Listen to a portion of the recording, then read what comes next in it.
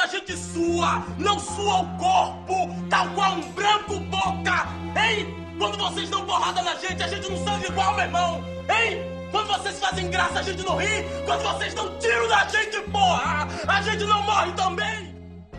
Faz pouco tempo que a história dos povos africanos passou a ser contada em livros de história. Isso é reflexo de uma política cultural ligada ao racismo e à escravização dos negros. Uma política que até hoje influencia em muitos discursos no Brasil e no mundo. Aliás, esse apagamento da história é sempre um perigo que ronda as esquinas do debate público, especialmente quando falamos sobre o processo de escravização de pessoas negras nas Américas. Uma ferida de nossa história que incide nos costumes e desigualdades de hoje em dia. E para trazer à luz, hoje eu vou te contar a origem da escravidão no Brasil.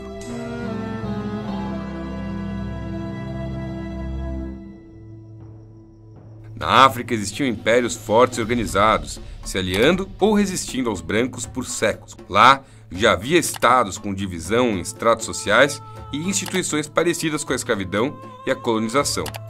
Isso desde a antiguidade, por parte dos árabes, europeus e de diversos impérios, tanto em torno do mar Mediterrâneo quanto ao sul do Saara. Mas isso, pois não havia a ideia de que todos os negros pertenciam ao mesmo povo, assim como era o caso dos povos brancos. Eslavos e britânicos são povos diferentes e são povos brancos, assim como é o caso dos Zulus e dos Xhosa, que são povos diferentes. Isso só mudou quando começou a escravidão moderna, prática proibida para brancos na Europa, mas encorajada em larga escala para povos não europeus.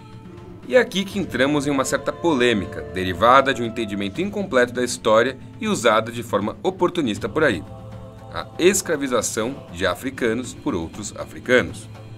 De fato, no início do tráfico negreiro, alguns povos da África se aliaram a colonizadores europeus. Ao se aliar aos navegadores que buscavam novos mercados, reis locais se tornaram agentes da colonização e da escravização de outros povos. Mas a escravização e o tráfico de escravos para a América por parte dos colonizadores europeus não foi uma mera continuidade com relação ao que já existia na África. Na verdade, foi um tipo de negócio bem diferente. A empresa colonial europeia era fruto de uma aliança de reis e investidores que, usando de armas e negociações, avançaram cada vez mais longe na conquista de mercados. Os portugueses saíram na frente e conquistaram o mercado do ouro, marfim, temperos e drogas da África e da Ásia. E como era uma empresa, tudo que podia ser lucrativo interessava. E esse era o caso do mercado de pessoas escravizadas e do tráfico negreiro. Com isso, o que era um detalhe na história africana se tornou um grande negócio mundial e provocou o despovoamento e a ruína de diversas regiões. E olha que foi muito rápido e de forma bem violenta. Vamos aos dados. Entre 1500 e 1850, mais de 12 milhões de africanos foram raptados, escravizados e transportados para a venda como mercadorias do outro lado do oceano. Quase a metade veio para o Brasil.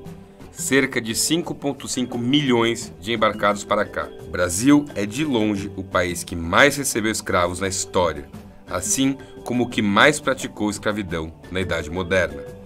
Só para se ter noção, foram mais de 12 vezes o número de embarcados que foram para as colônias inglesas e que se tornaram os Estados Unidos da América. E, diga-se de passagem, cerca de 700 mil pessoas nem sobreviveram às viagens terríveis nos navios negreiros. Tudo isso porque os portugueses fizeram da África e do Brasil partes que se complementavam economicamente. Desde o século XVII, mercadores brasileiros controlavam portos de embarque na África e eram responsáveis por expandir os negócios. E o auge aconteceu no século XVIII, na mesma época em que o Brasil se formou como um país independente. Entre os séculos XVI e meados do século XIX, vieram cerca de 4 milhões de homens, mulheres e crianças, o equivalente a mais de 1/3 de todo o comércio negreiro.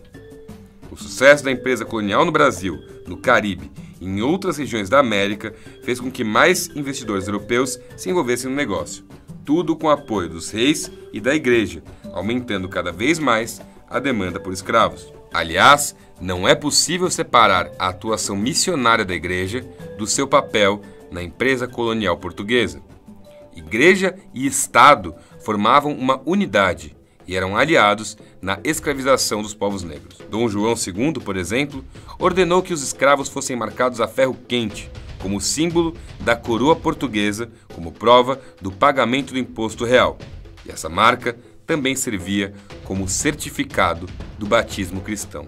A Igreja Católica também reconhecia a legitimidade da escravidão de negros e a própria prática dela por parte da Igreja. Várias ordens religiosas possuíam escravos nos conventos e colégios. Aliás, o tráfico de escravos foi também exercido por religiosos sem grandes problemas. Afinal, segundo a mentalidade da época, a alma dos negros, antes do batismo, era habitada pelo demônio. Era um grande acordo entre o poder da Igreja, dos Estados europeus e dos mercados. O aumento da demanda e a concorrência entre as potências europeias fez com que a escravização se tornasse uma prática de dimensões muito maiores que em qualquer momento na história da humanidade. Radicalmente maiores e com um recorte racial sem precedentes históricos. E é por isso que existem poucas fontes publicadas mostrando o ponto de vista dos escravos.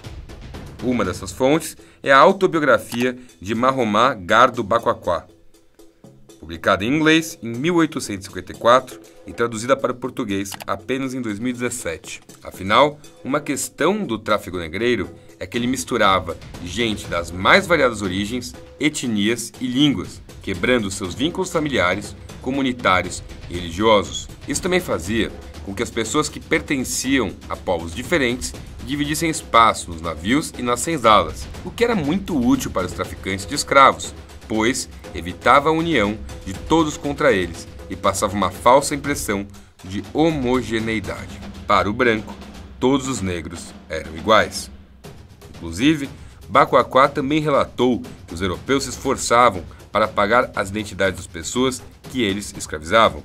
Por exemplo, ao chegarem na feitoria comercial, as pessoas tinham logo os cabelos cortados iguais, já que, nas palavras do próprio Bakwaquá, na África, as nações das distintas partes do território têm seus modos diferentes de cortar o cabelo e são conhecidas por essa marca, a que parte do território pertence. O que Bakwaquá descreve é a tentativa europeia de transformar cada indivíduo escravizado numa peça, que pode ser vendida como qualquer outra mercadoria.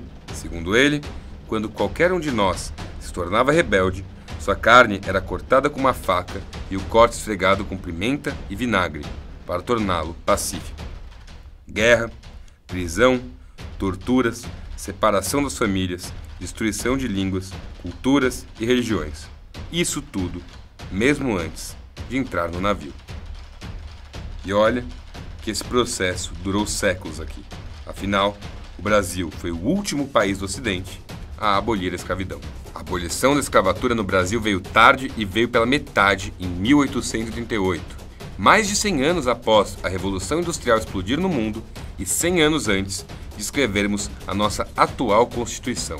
Quando saiu a Lei Áurea, a escravidão seguiu entranhada nos órgãos públicos, nas leis, nos costumes, na educação e no mercado. Ela foi abolida, mas nunca acabou.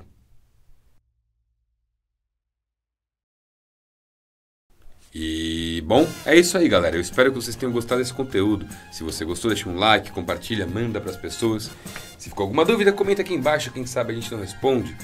E se você gosta do canal, se você gosta do conteúdo que eu faço aqui, considere se inscrever e ativar o sininho para receber todas as notificações. E, acima de tudo, muito obrigado por nos assistir. Gigantesco abraço e tchau, tchau!